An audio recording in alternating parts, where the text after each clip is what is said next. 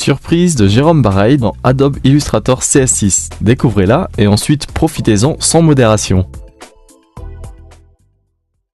Si vous voulez aller plus vite sur Illustrator et que vous êtes amateur de raccourcis clavier, voici quelques petites astuces bien utiles.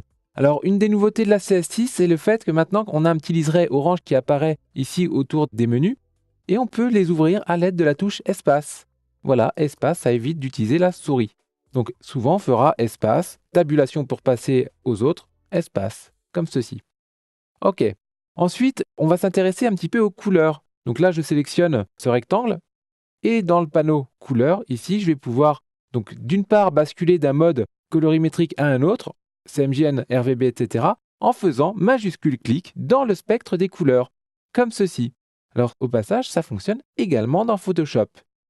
Ensuite, on va pouvoir prendre ici un des curseurs, appuyer sur la touche commande ou contrôle sur PC et faire un cliquer-glisser pour cette fois-ci changer 3 curseurs ou 2 curseurs si un des curseurs est coincé au maximum. Donc ça, très pratique pour faire des jeux de luminosité tout en restant dans une teinte similaire. Enfin, on va s'intéresser à la partie ici de transformation. Voilà. Et ce qu'on va vouloir, c'est déplacer la petite roue qui se trouve là. Pour ceci, on va utiliser ces différents champs que l'on a dans le panneau de transformation, mais on pourra les utiliser également dans d'autres panneaux. On va pouvoir justement s'en servir comme des petites calculatrices en disant finalement, moi peut-être que la largeur, qu'est-ce que ça me donnerait si je multipliais par 2 ?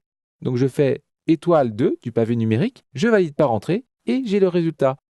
À l'inverse, on pourrait faire des divisions. Je divise par 2.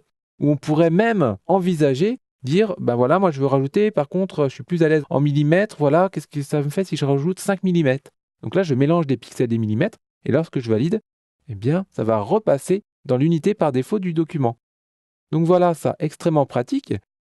Et pour compléter ceci, on peut également demander ici, par exemple, je veux bouger ma petite roue de 120, mais j'aimerais également en faire une copie lorsque je vais valider.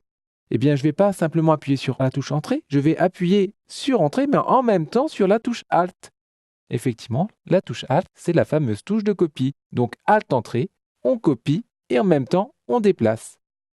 Donc voilà, nous arrivons à la fin de cette formation. J'espère que vous avez pris plaisir à la suivre et je vous dis à très bientôt sur Video to Brain.